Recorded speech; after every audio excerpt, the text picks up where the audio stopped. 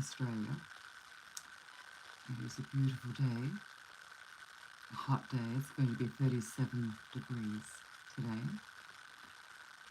And I have finished at gym and I've created a piece of content which will go out soon. And I thought I would put out a Q&A, questions and answers to you, to see how you're going after music, to see how you're going after the Christmas festivities, the mad rush, and to see how your goal setting is going. So offering you the floor, how is your goal setting going? Are you crushing goals? Are you getting up early in the morning? Are you listening to your alarm and jumping out of bed feverishly, embracing the day? Do you have a morning ritual going for the new year? And how's that morning ritual going? I know a lot of you watch Mel Robbins.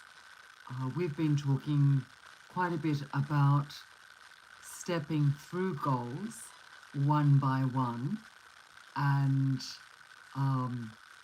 taking one step at a time with these goals. Can you all hear me okay? Could you let me know if you can hear me?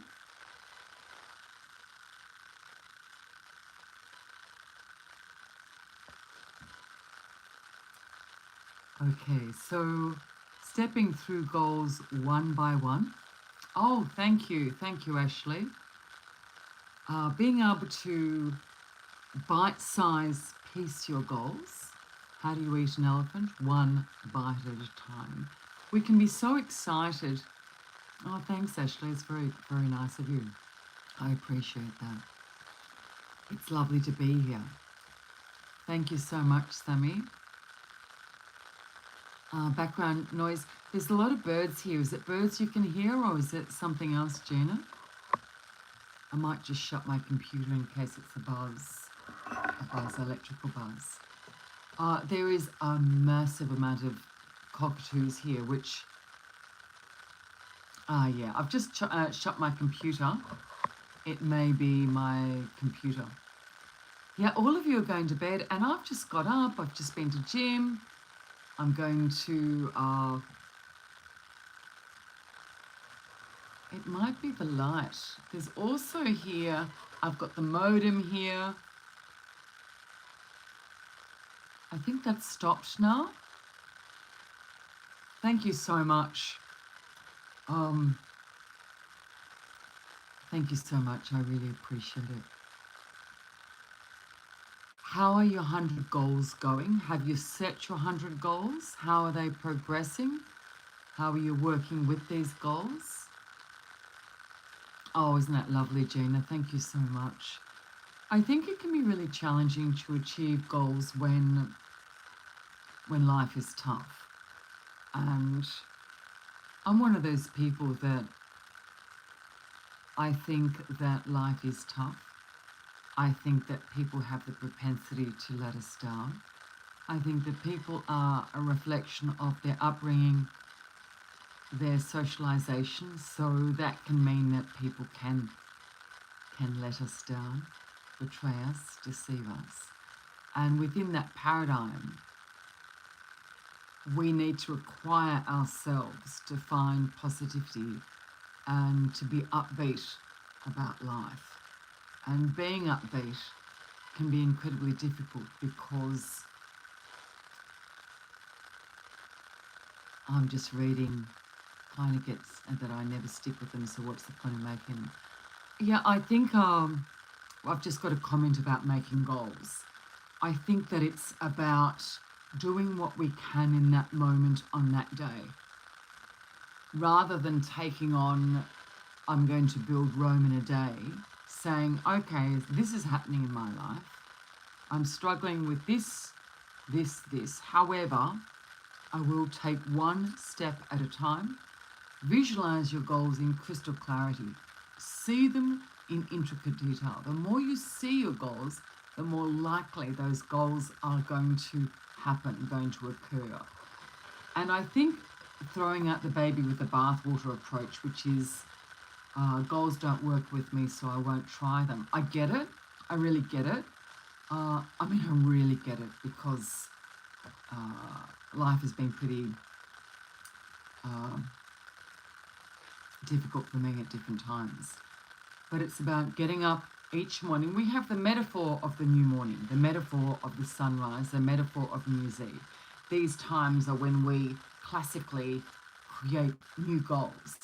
And we use these times, or a new season, or a change in our life in some time, and we reset our goals. We look at micro and macro goals. And if we're struggling, we make the goals smaller. We say to ourselves, I'm going to clean the dishes. I'm going to do the gardening. I'm going to thank three friends a day for being my friend. Little goals, and then tick them and give yourself that sense of, yeah, life's pretty awful, but I still ticked these 3 goals. Goals give us direction, and we can find the journey of achieving those goals fruitful and rewarding. So there's the 2 aspects of enjoying the journey. I'm sort of bending down here because this stem that holds up my camera is quite short, so I'm doing a little bit of a short stature. Oh, hello, Nyla? One step at a time, one small goal. Yeah, I can't put into words how much I get life can be really hard. I have not communicated about everything that's occurred to me, and I won't. But I've experienced a very large number of deaths. Look at me laughing, it's not funny. And then something truly, truly awful occurred at the end of 2021. That's been life-changing for me. So life has not gone to plan for me. Yeah, so true, Gina. That's so true. And while I don't want to focus on, oh, my life's been hard, what it's taught me is to find joy in mayhem, and to find a smile amongst tears, and to find new growth amongst the ashes of fire. And I think when somebody has lost a loved one, or experienced suicide, or experienced tragedy, life is never the same, never the same. And you wake up each morning with this feeling of, oh my goodness, is this really my life? My life is going to be without this person, or this death has transpired, or this tragedy that never needed to happen. These things do happen. They don't happen to all of us, but they happen to good people. And good people that experience tragedy and loss need to keep going and crush goals. I'm not saying that you crush every goal, but you get up and you set yourself tasks, and you find meaning in the tasks, and you keep going. It is our behaviour, our goals, and our values that give us worth, value, and define us. And we are only the sum character of what we set our mind to in any moment. Within that paradigm, within that equation, it is paramount to slow down, to appreciate the moment, to speak carefully. So our words are the sum of, or the result of, I. So the sense of I. The sense of I chooses behaviour. The behaviours come from goals, decisions, etc. Our skin ages. It's interesting when I look at myself over YouTube and I can see my aging, and someone will comment on a video which sends that video back to me, and it's a video of 10 years ago, 12 years ago, 15 years ago. And I can see the experiences of my life etched on my face because of the various things that happened.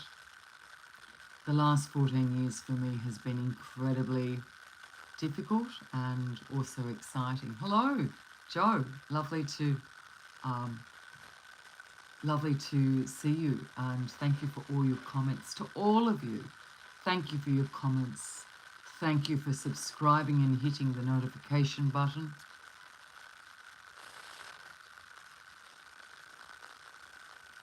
Oh, goodness me, I'm so sorry. When I do these meditations, you write to me about death and passing and tragedy, and life can be pretty shitty, can't it? It's lovely to see you. Thank you to all of you. Please keep in mind that I'm running meditation courses and regular Zooms, meditation courses, and what I call cozy cuppers, where we have a cuppa together on Patreon. I'm reading about fast sweet cold turkey. Hello, hello, Maddie. So I'm reading about your comments on Patreon. We have what we call a cozy cuppa, and we have a meditation course starting a week, and there are several versions of each piece of content and bonus content on Patreon. And my Patreon supporters make it possible to produce content, so it'd be lovely to see you there. We're talking about goals and defining ourselves through goals. The glue that sticks us all together, our sense of self, who we are as a person. How do I reassure myself when I feel stuck? So I was just about to talk about compassion. When I feel stuck, I take a breath. I become the observer and I look down upon myself and I contemplate the moment. I contemplate how it feels to breathe. I contemplate that I've got 2 arms and 2 legs, and I can see and I can hear and I can taste. It's lovely to taste, isn't it? And I think that each moment is a gift, and our perspective over life can change retrospectively when we look back. When my mum and dad were alive, I love my mum. She really annoyed me. She's so beautiful. We would argue incessantly, and we spent a lot of time together. I was lucky enough to spend more time with mum than other my siblings. I didn't appreciate her till she was gone. My mind could not grapple with what it would be like to have her no longer here. I don't think we understand lack or loss until that lack or loss is there. It's like we don't know what it's like to fall in a hole until we're in the hole thinking, oh heck, I can't get out of the hole. Not that I want to compare my mum's passing with the whole. I could put the funeral up on YouTube if you want. It's quite beautiful. Let me know if you want me to put it up. The funeral of my parents. It was a double funeral. How do I reassure myself? I ring my sister and I speak to Adrian and I ask for reassurance. But I'm crystal clear, aware that asking for reassurance, the act of asking for reassurance, increases the cycle of insecurity. As soon as I ask for reassurance, I feel I need reassurance. And there's a point in the last couple of days I have struggled with certain things, and I go to ring my sister to reassure me, or go to ring Adrian to reassure me when he's at work. And I say, stop. I know myself. I know who I am. And in each moment, I reintroduce myself to me. Life has not at times been kind to me, but life has also been extremely kind to me. And I will name the kindnesses. Gratitude is an area that we experience, and the experiencing of gratitude brings us hormones that gives us clarity and wisdom. Gratitude is absolutely a practice. Like brushing your teeth, we practice gratitude again and again and again. by practicing gratitude, which is absolutely one of the arms or branches of knowing yourself. The action of saying, okay, today my life is pretty difficult, but I'm grateful for this glass of water. I'm grateful for the sunshine, and really feel, what's it feel like to be grateful for the sunshine? How does gratitude for sunshine feel? How does gratitude for sunshine taste? And I mean, I think it's a pretty flippant comment I could make, or any of us could make, saying, let's be grateful for the blessings. I'm not saying it's completely flippant, but sometimes, let's say when my mum and dad died, and they died in 8 days, and someone will say, well, we'll be grateful for the time you had with them. I think it's up to us to be grateful rather than someone tell us to be grateful, or for us to tell someone else, be grateful. So for me to say to you, when you've lost a loved one, be grateful, it's kind of almost narcissistic, because it's up to us to experience our own journey rather than someone else to tell us how to get up off the floor. We need to get up off the floor ourselves. So talking about gratitude, the importance of gratitude for healing, for well-being, for wisdom, developing wisdom. Developing wisdom is a practice that we practice, and we hone and we develop skills in wisdom. One of the glues, or the founding requirements. Oh, who's saying I'm so sorry? Oh, why are you sorry? Because of my loss, or that's Micah. Thank you so much, and I'm so sorry about what you've experienced, Micah. Yeah, I was talking about compassion. I have these thoughts in my mind, then I see your comments. Compassion is the glue that sticks everything together. Our development, our ability to be resilient, our ability to experience the moment, our ability to move through suffering is all bound together by compassion. And compassion is a skill. We can lose the skill. So when we experience compassion or demonstrate compassion, we produce oxytocin, which is a hormonal response. It's the cuddle hormone. We need to practice it constantly. Practice compassion, feeling compassion. If someone has hurt you, demonstrate compassion towards that person. Now, there's a disclaimer here. If you've experienced significant trauma, then this is unlikely to work, or less likely to work. But think about people that have annoyed you or frustrated you, and think about feeling compassion for these people. If you feel intense emotion, almost always intense emotion comes from a trauma bond.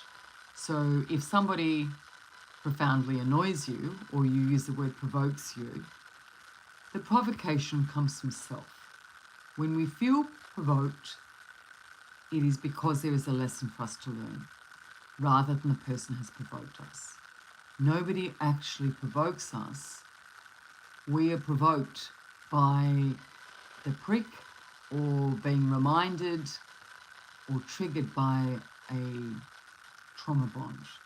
Does that make sense? So when we feel intense emotion, always it is about us, our journey. And it's almost like we're walking along our journey, and then we're triggered and we think, okay, we need to pause, we need to reflect, we need to take another way and review where we are with this. Meditation, the practice of meditation, and it can be multifaceted. Meditation can do so much for us. The practice of meditation can teach us the skill of wisdom. Hello, Micah. I think that's a really interesting point. Micah's just saying it's difficult or challenging to be compassionate, and I suppose, Micah, what you're saying is silence the internal rhetoric. I think the internal rhetoric, it's an instinctive animal response. So we've had a particular experience as a child, we create internal rhetoric, and then we validate that rhetoric. We go through life with this rhetoric. It's important to know there's two sides to us. There is the animal side, that's instinctive, and then there is the conscious side. Oh, thank you so much, Jenna. Yeah, I'm so sorry. I'm so sorry you're going through a brutal divorce. The progressive muscular relaxations are pivotal to wisdom, because our bodies hold the answer to our present and our future. Our bodies are aware before we are consciously of the answers. So our bodies store emotion and unresolved issues. Our bodies hold pain that requires releasing. Our bodies hold memories that require letting go. When we say let go of memories, it's a little bit rhetorical. We don't get rid of all memories because that wouldn't make sense. We reflect positively on some memories. Any resentment, any bitterness, any remorse ties us to the past. So we need to release anything that ties us to the past. We look back upon the past positively with an aptitude to learning. I'm so sorry you've experienced chronic pain. I'm so sorry. We look back on the past positively in order to reframe the way we see our present and learn how to direct ourselves positively to the future in order to help others. Everything we do is in order to help others. Now that's separate from people pleasing. People pleasing, and I people please. People pleasing or fawning, which is the animal response, is selfish. Now, I can hear you recoil from the word selfish, and I do also. I would say I'm not selfish. We fawn and people please when we want attention, reassurance, a sense of belonging. And these are natural human instincts, but we need to move away from them, look down upon them, and attempt to release them in each moment. It is a fragile tightrope. Anyway, I thought I'd say hello to you. I'm working diligently towards holding more lives. I asked you to consider or have a look at Patreon because I'm running more and more activities on Patreon. I will be running an online mindfulness retreat in May, and I've got a meditation course starting in a week and some drop-in cozy coffees where we can hang out together. They're starting one by one and working on them. I've got a beautiful group on Patreon. Thank you to all of you who subscribe. Hey, subscribe and listen to my content and share my content and comment on my content. I am deeply, deeply grateful to you. When we leave this meditation or this live today, let's consider small goals we can achieve. Let's look and help somebody. Hey, O'Neill. Let's help somebody, big or small. Let's reach out and pay it forward. Let's forgive somebody. Let's consider our words and speak slowly. Oh, isn't that lovely? Reaching out to Gina. I just love that when you do that, guys. Reach out to each other. Let's practice compassion. Let's experience gratitude. And this does not mean we're in denial. It's not about going through life and saying, yay, life is great when it's shitty. But it's about being in the moment with awareness. Sometimes to be aware of the shittiness of life helps us to help others. It's not that toxic positivity when we ignore life. Thank you so much. Thank you very much. It's about positive, realistic awareness where we sit in pain and go, gee, this is really painful. I'm going to sit in the pain. I'm going to let it flow over me. And there's times we want to distract ourselves. And then I'm going to get up and I'm going to help somebody. And I'm going to allow this pain to be a springboard to the development of my own wisdom. I'm going to go. Remember the importance of progressive meditation. Remember the importance of speaking slowly, thinking slowly, exploring and experiencing life slowly. Flipping the script, I love that. Let's flip the script. That's hard to say fast. Flip the script. I know I keep referring back to this, but something happened after my parents died that absolutely crushed the meaning in my life, and I have the wonderful opportunity of seeing life from a different perspective now. Thank you to all of you. Remember the Patreon meditation course starting in about 10 days. Please share my content to benefit others. Please subscribe. Please encourage others to subscribe. Please take a moment of self-kindness for yourself. Yes, so true. Take a moment to be grateful. Oh, Gina. Take care, Gina. Luminosity, namaste. I love you all very much, and I thank you for your love. I'm going to go now and speak to some online counselling clients. You know, I do online counselling. I'm going to enjoy this beautiful day, sunny day. I'm going to start preparing Adrian's dinner. Adrian, the love of my life. Thank you so much, Dean. I really appreciate it. Be well, all of you. Love you all. Let's move slowly through life as it is. Develop resilience. Reach out. Thank you so much. I'm going to go now. I'll speak to you soon. Bye.